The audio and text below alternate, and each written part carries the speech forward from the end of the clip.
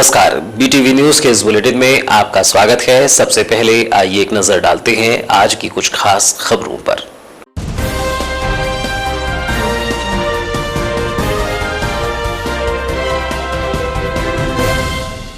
जारी है Covid vaccine टीकाकरण का महाअभियान। हेल्थ वर्कर के बाद अब फ्रंटलाइन वर्कर का लगा नंबर। पुलिसकर्मियों और राजस्व कर्मियों को लगी कोरोना वैक्सीन। 8 फरवरी को 1199 लोगों को लगाया गया टीका। टीका लगने के बाद पुलिसकर्मियों ने दी अपनी प्रतिक्रिया। वायरल वीडियो में परियोजना अधिकारी की हरकत शर्मनाक। जांच और अधिकारी को हटाए जाने की मांग। परियोजना अधिकारी का आपत्तिजनक वीडियो वायरल। बुलंद आवाज नारी शक्ति आंगनबाड़ी कार्यकर्ता सहायिका संगठन ने सौंपा ज्ञापन। सहकारी कर्मचारियों ने रैली निकालकर आक्रोश किया प्रकट। 4 फरवरी से जिले में जारी है अनिश्चितकालीन हड़ताल। 18 फरवरी को प्रदेश स्तर पर करेंगे प्रदर्शन। मांगे पूरी न होने तक जारी रहेगी हड़ताल।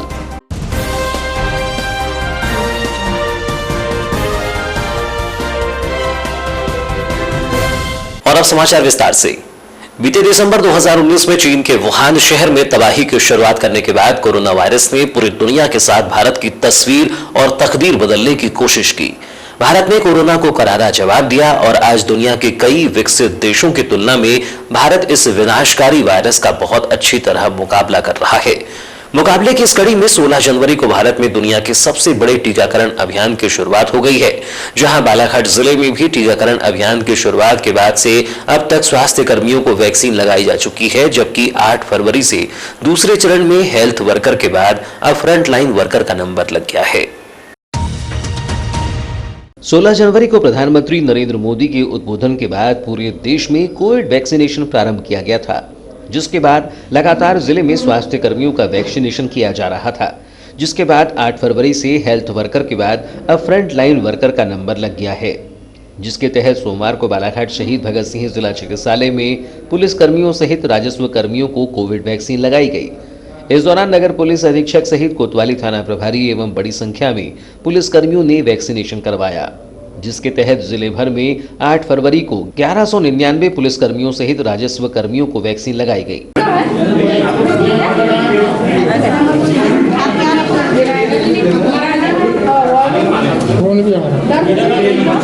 फोटो ले लो, फोटो आ जाएगा।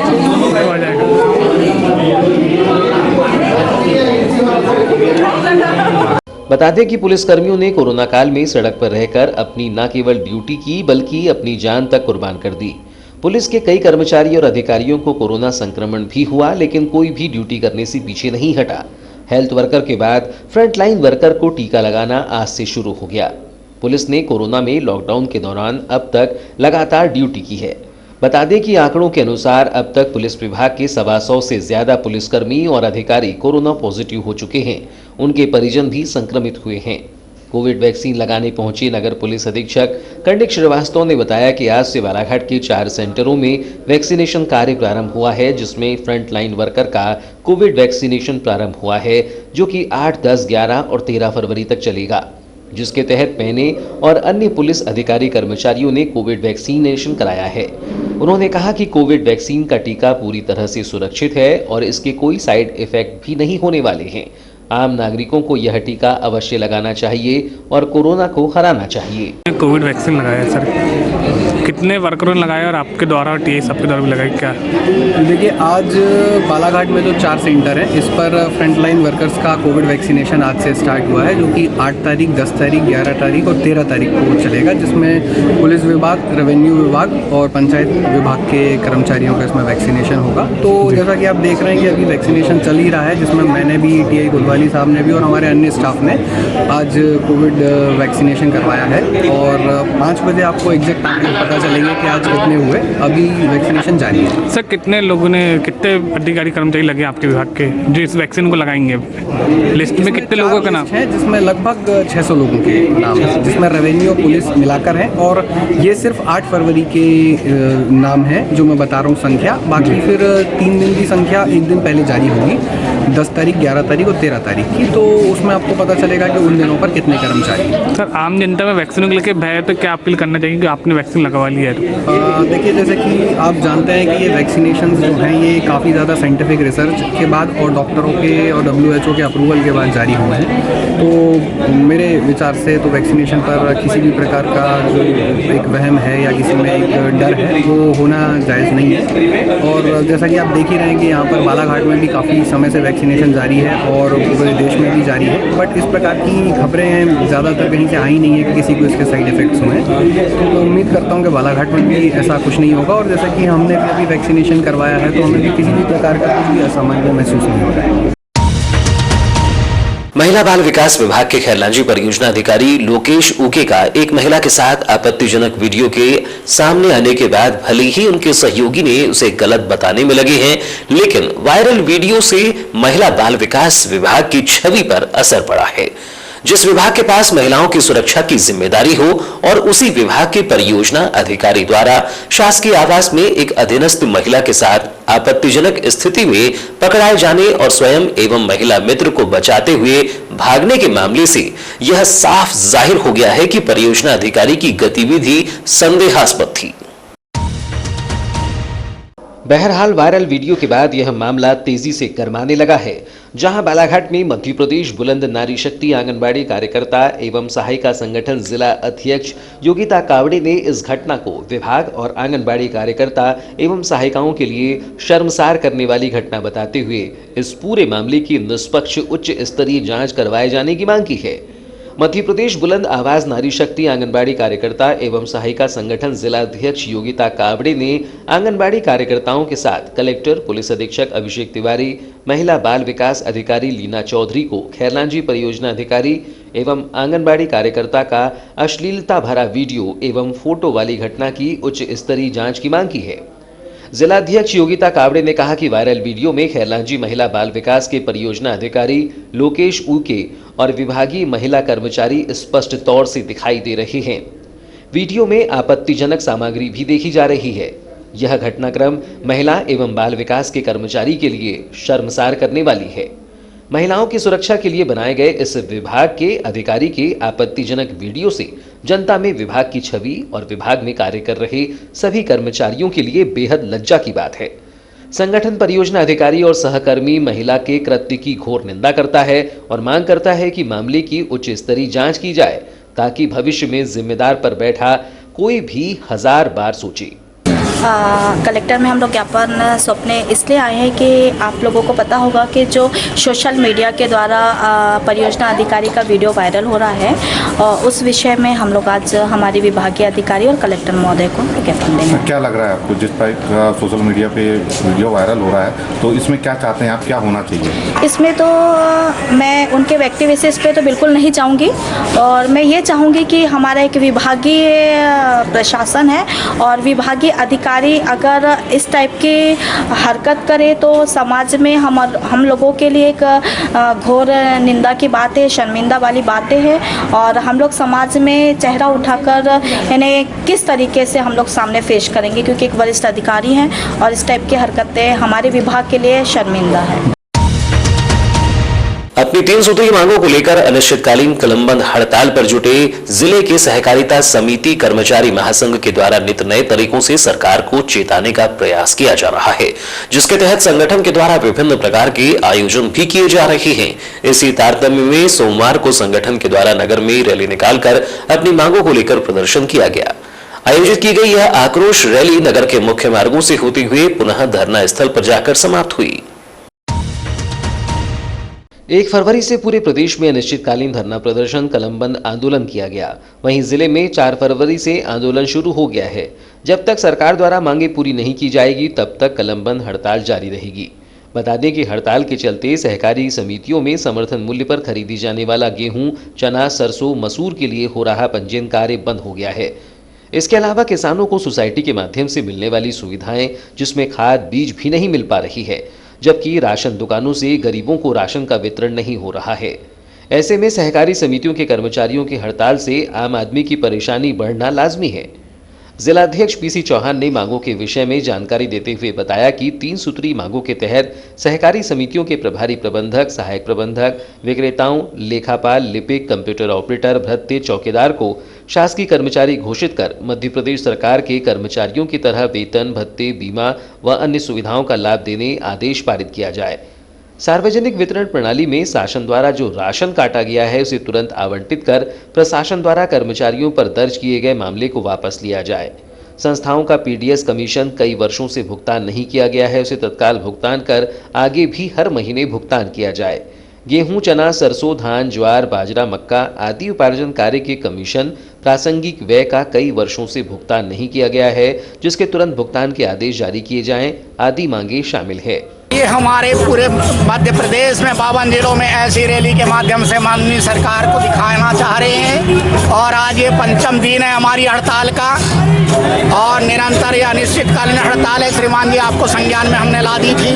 आज ये 5वां दिन है जिसमें प्रदर्शन कर रहे हैं माननीय शिवराज जी चौहान जो सोए हुए हैं, सहकारिता मिनिस्टर अरविंद भदौरिया जी, इनको ये संदेश पहुंचाना चाहते हैं कि जिले में इतने सारे कर्मचारी जो हैं जिनके नियायत मांगे हैं, जो आज तक योजनाओं को क्रियान्वयन करने वाली है सहकारी समिति, इनको तत्काल नियमित किया जाए और शासकीय कर्मचारी की भांति वेतनमान भुगतान हो और कटा हुआ पीडीएस हमारा राशन का वापस किया जाए और जो हमारे समितियों का जो जितना हुआ अपना प्रासंगिक व्यय, कमीशन इत्यादि जो है हमारी प्रमुख रूप से 3 मांगों में जो उल्लेखित है, ये शासन प्रशासन को अल्टीमेटम दे चुका है और ये अनंत काल के लिए अनिश्चितकालीन ये हड़ताल हमारी अनवरत चालू रहेगी। आज ये रैली के माध्यम से हम लोग ये दिखाना चाहते हैं।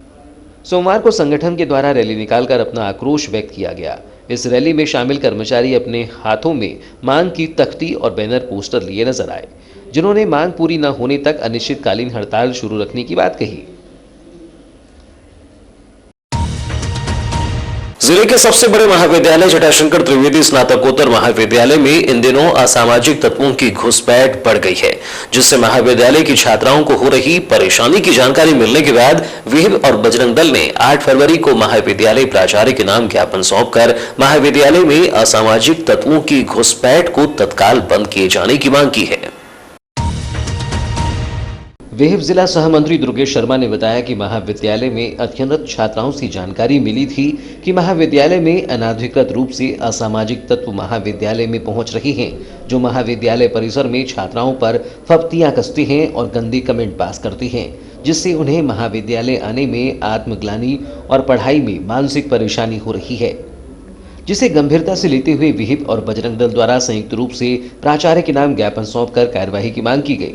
सहमंत्री दुर्गेश शर्मा ने बताया कि इससे पहले कि किसी प्रकार की कोई अप्रिय घटना कॉलेज परिसर में कॉलेज की बहनों के साथ घटित न हो, इससे पूर्व विहिप और बजरंग दल द्वारा कॉलेज प्रबंधन का इस ओर ध्यान आकर्षण करवाने ज्ञापन सौंपा गया है। इसके अलावा एक ज्ञापन नगर पुलिस अधीक्षक को भी सौंपा जाएगा, ताकि महाविद्यालय में असामाजिक तत्वों की अनैतिक आचरण से प्रताड़ित हो रही छात्रा बहनों की सुरक्षा हो सके। उन्होंने बताया कि पुलिस से भी मांग की जाएगी कि महाविद्यालय परिसर में छात्राओं की सुरक्षा को लेकर पुलिस सुरक्षा के पुख्ता इंतजाम करे। जी बताएं, आज आप लोग कॉलेज पहुंचे हैं, किन मांगों को लेकर पहुंचे? विगत कई दिनों से भैया ये हम लोग यहाँ देखते आ रहे हैं, मामला प्रकाश में आ रहा था कि हमारी जो मातृशक्ति बहनें हैं जो कॉलेज में पढ़ाई कर रही हैं, उनको यहाँ पे जो असामाजिक तत्व हैं उनका अधिकतर यहाँ पे जमावड़ा लगा रहता है और वो उनके ऊपर में टीका टिप्पणियाँ करते हैं, उनको छेड़ते हैं, उनको बेवजह परेशान करते हैं। इन्हीं सब मांगों को लेकर हम आज कॉलेज प्रशासन को और नगर पुलिस अधीक्षक महोदय दोनों को ज्ञापन देने के लिए यहाँ पे आए हैं कि ये जो असामाजिक तत्वों का जमावड़ा हमारे कॉलेज प्रशासन में लग रहा है, इनके ऊपर में अंकुश लगाया जाए, इनको कॉलेज के अंदर में प्रवेश ना करने दिया जाए। इन्हीं सब मांगों को लेकर हमने कॉलेज प्रशासन को, प्रिंसिपल महोदय को आज ज्ञापन सौंपा और हम यही चाहते हैं कि भविष्य में हमारी जो मातृशक्ति बहनें हैं उनके साथ में कोई अप्रिय घटना कॉलेज प्रशासन के कॉलेज परिसर के अंदर में घटित ना हो। इन्हीं सब बातों को देखते हुए हमने आज यहाँ पे एक ज्ञापन बना के कॉलेज प्रशासन को सौंपा है। आपका परिचय? विश्व हिंदू परिषद जिला सहमंत्री दुर्गेश शर्मा। इस दौरान विहिप जिला सहमंत्री दुर्गेश शर्मा, बजरंग दल जिला सह संयोजक मुन्ना कुरील, नगर संयोजक राज बैस, नगर सह संयोजक मयंक दुबे, बॉबी मिश्रा, मंत्री माही चौहान, विद्यार्थी प्रमुख ट्रोसल शिवाले, प्रतीक धुआरे, मोनू बंशकार, विजय धामड़े, गोल्डी पांचे, राजू तिवारी, विलास कुम्भरे, राहुल जीमी, टिकेंद्र बाजन घाटे, निखिल कुम्भरे, अंकुल एड़े सहित छात्राएं, रित देशमुख, रियान सिंह, वैशाली सहित अन्य छात्र छात्राएं मौजूद थे। आरक्षी केंद्र भरवेली में नाबालिग से दुष्कर्म के आरोपी को बालाघाट न्यायालय के माननीय विशेष न्यायाधीश आनंद प्रिय राहुल की अदालत में आरोपी की जमानत याचिका निरस्त कर उसे जेल भिजवा दिया है। मामले में अभियोजन की ओर से सहायक जिला अभियोजन अधिकारी अखिल कुशराम ने पैरवी की थी, जिसमें माननीय न्यायालय ने संपूर्ण तथ्य एवं परिस्थिति एवं अपराध की प्रकृति को देखते हुए आरोपी भरवेली थाना अंतर्गत हीरापुर निवासी 21 वर्षीय योगेश उर्फ खिल्ला की जमानत का आवेदन निरस्त कर आरोपी को न्यायिक अभिरक्षा में जेल भेजने का आदेश दिया है। गौरतलब हो कि भरवेली थाना अंतर्गत ग्राम में नवंबर 2018 को जब नाबालिग पीड़िता घर पर अकेली थी, मां मजदूरी करने गई तथा भाई घर के बाहर खेलने के लिए गया था। इस दौरान पीड़िता के घर का खुले दरवाजे से आरोपी योगेश घर में घुसा और पीड़िता के घर में अकेला होने का फायदा उठाकर उसके साथ दुष्कर्म किया, जिसके बाद पीड़िता को घटना की जानकारी किसी को देने पर जान से मारने की धमकी दी, जिस पर पीड़िता नाबालिग खामोश रही। जिसके बाद आरोपी ने फिर 2 से 3 बार घर में पीड़िता के अकेली होने का फायदा उठाकर उसके साथ अनैतिक काम किया, जिसके कुछ महीने बाद पीड़िता का पेट बाहर दिखने लगा। तब किसी अनहोनी आशंका से मां ने उसे डॉक्टर को दिखाया, जहां उसे पता चला कि नाबालिग पीड़िता 8 महीने की गर्भवती है। जिसके बाद पीड़िता नाबालिग ने अपने साथ हुई घटना की संपूर्ण जानकारी अपनी मां को दी। पीड़िता बेटी के साथ मां ने भरवेली थाने पहुंचकर आरोपी के खिलाफ रिपोर्ट दर्ज की, जिसमें भरवेली पुलिस ने आरोपी योगेश उर्फ खिल्ला के विरुद्ध मामला पंजीबद्ध कर विवेचना उपरांत आरोपी को गिरफ्तार किया, जिसमें जमानत को लेकर आरोपी के विद्वान अधिवक्ता द्वारा जमानत के लिए आवेदन पेश किया गया था, जिसे माननीय न्यायालय ने खारिज कर न्यायिक अभिरक्षा में आरोपी को जेल भिजवा दिया है। वित्त मंत्री निर्मला सीतारमण द्वारा वित्तीय वर्ष के लिए आम बजट के साथ ही रेलवे बजट भी प्रस्तुत किया गया। जिस प्रकार आम बजट की चर्चाएं हुई, उसी तरह रेलवे बजट की भी बारीकियों को जानना जरूरी है। खासतौर से बालाघाट जिला आशंकित था कि नई रेल परियोजना साकार होने के बाद नई ट्रेनों की घोषणा भी बजट में जरूर होगी, लेकिन जिले वासियों को निराशा हाथ लगी है। हालांकि रेलवे बोर्ड की तैयारी है कि वे नई ट्रेनों की बजाय लंबी ट्रेनों को इस रूट पर चलाएगा, लेकिन आम आदमी की लाइफलाइन कही जाने वाली पैसेंजर ट्रेनों की कड़ी अब भी अधूरी ही है। कोरोना काल में बंद हुई पैसेंजर ट्रेनें कब तक चलेंगी यह स्पष्ट नहीं है, लेकिन इस रूट पर पुरानी ट्रेनों के ही चलने की संभावना है, जबकि नई ट्रेनों की दरकार नए ब्रॉडगेज रूट पर महसूस हो रही है। लेकिन बजट में इसकी घोषणा नहीं हो पाई। यह कोई पहला मौका नहीं है, बल्कि उसके पूर्व भी बजट की कई घोषणाओं में बालाघाट जिले में रेल सेवा को लेकर मायूसी हाथ लगी है, जिसमें नए रूट का सर्वे भी एक है। रेल बजट की चर्चाएं हो रही हैं, तो बालाघाट को इससे क्या हासिल हुआ यह आसानी से पता किया जा सकता है। हालांकि रेलवे बजट में रेलवे के लिए 1,10,055 करोड़ रुपए का प्रावधान किया गया है, लेकिन इसके लिए तैयार प्लान में क्या विशेषताएं हैं यह स्पष्ट नहीं है। केंद्र सरकार ने रेल बजट में राष्ट्रीय रेल योजना 2030 के प्लान को दोहराया है, जिसमें जानकारों के अनुसार नया कुछ नहीं है। साथ ही उद्योगों के लिए माल भाड़े की ढुलाई को भी सस्ता करने पर जोर दिया गया है। रेलवे बजट में बालाघाट को क्या मिला यह भविष्य की गर्त में है, लेकिन साफ तौर पर नई ब्रॉडगेज लाइन पर दौड़ाने के लिए कुछ ट्रेनों की घोषणा किए जाने की अपेक्षा की जा रही थी। रेलवे से जुड़े जानकारों का मानना है कि रेलवे बोर्ड इस दिशा में कार्य कर रहा है और जिस प्रकार साप्ताहिक ट्रेन गया से चेन्नई के बीच दौड़ाई गई, उसी प्रकार अन्य ट्रेनें भी इस रूट की झोली में आ सकती हैं। लेकिन रेलवे बोर्ड इस पर निर्णय कब लेगा अभी कुछ भी तय नहीं है। हालांकि बसों में यात्रा से यात्रियों की जेब अधिक खाली हो रही है। ऐसे में पैसेंजर ट्रेनों को चलाए जाने को लेकर कोई निर्णय नहीं हो पाया है, जबकि बीते दिनों रेलवे ने तैयारी कर रखी थी कि जबलपुर चंद्रपुर के बीच तथा रीवा से इतवारी के मध्य एक्सप्रेस ट्रेन का संचालन जल्द होगा, लेकिन यह भी नहीं हो पाया है। जबलपुर बालाघाट ब्रॉडगेज रूट पर ट्रेनों की आवाजाही को लेकर यात्रियों और जिले वासियों में बेसब्री से प्रतीक्षा की जा रही है। अभी एकमात्र सुपरफास्ट साप्ताहिक ट्रेन चल रही है। नैरोगेज काल में इस ट्रैक पर चलने वाली पैसेंजर ट्रेनों की बात भी अभी नहीं हो पा रही है, जबकि लाइफलाइन कही जाने वाली सतपुड़ा एक्सप्रेस जबलपुर बालाघाट पैसेंजर यह प्रमुख ट्रेनें हैं जिसका संचालन जल्द होना जरूरी है, क्योंकि काफी लंबा समय बीत चुका है और ट्रेन के इंतजार में देरी हो रही है। जबकि इसके अतिरिक्त जबलपुर इतवारी, जबलपुर चंद्रपुर, जबलपुर हजरत निजामुद्दीन गोंडवाना एक्सप्रेस सहित कई ऐसी ट्रेनें हैं जिनके यात्रियों के लाभदायक होने से इनकार नहीं किया जा सकता है। वैसे भी जिन ट्रेनों को लेकर दिल्ली में बीते दिनों सांसद डॉक्टर ढाल सिंह बिसेन ने चर्चा की है, उन्हें इस रूट पर चलाया जाना भी कारगर होगा। लेकिन फिलहाल आम जनता को राहत देने के लिए बालाघाट गोंदिया, बालाघाट कटंगी, बालाघाट जबलपुर के मध्य पैसेंजर ट्रेनों को चलाना बेहद आवश्यक है। वर्तमान वित्तीय वर्ष के लिए प्रस्तुत किए गए इस बजट में दक्षिण पूर्व मध्य रेलवे जोन के लिए लगभग 5050 करोड़ रुपए मिले हैं। पिछले साल की तुलना में यह 11 करोड़ रुपए अधिक है। इस बार यात्री सुविधाओं पर जोर दिया गया है, जिसके लिए 404.51 करोड़ रुपए आवंटित हुए हैं, जो पिछले साल की तुलना में 3.5 गुना अधिक है। दावा किया जा रहा है कि इससे यात्री सुविधाओं का विस्तार होगा और सफर सुगम हो पाएगा। रेल बजट को लेकर स्वीकृत कार्यों की पिंक बुक जारी की गई है, जिससे यह स्पष्ट हो गया है कि रेल बजट में किस जोन को कितना बजट आवंटित किया गया है।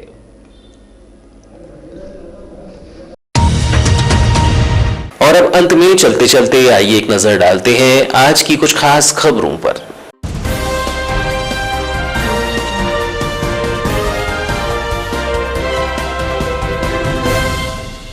जारी है कोविड वैक्सीन टीकाकरण का महाअभियान। हेल्थ वर्कर के बाद अब फ्रंटलाइन वर्कर का लगा नंबर। पुलिसकर्मियों और राजस्व कर्मियों को लगी कोरोना वैक्सीन। 8 फरवरी को 1199 लोगों को लगाया गया टीका। टीका लगने के बाद पुलिसकर्मियों ने दी अपनी प्रतिक्रिया। वायरल वीडियो में परियोजना अधिकारी की हरकत शर्मनाक। जांच और अधिकारी को हटाए जाने की मांग। परियोजना अधिकारी का आपत्तिजनक वीडियो वायरल। बुलंद आवाज नारी शक्ति आंगनबाड़ी कार्यकर्ता सहायिका संगठन ने सौंपा ज्ञापन। सहकारी कर्मचारियों ने रैली निकालकर आक्रोश किया प्रकट। 4 फरवरी से जिले में जारी है अनिश्चितकालीन हड़ताल। 18 फरवरी को प्रदेश स्तर पर करेंगे प्रदर्शन। मांगे पूरी न होने तक जारी रहेगी हड़ताल।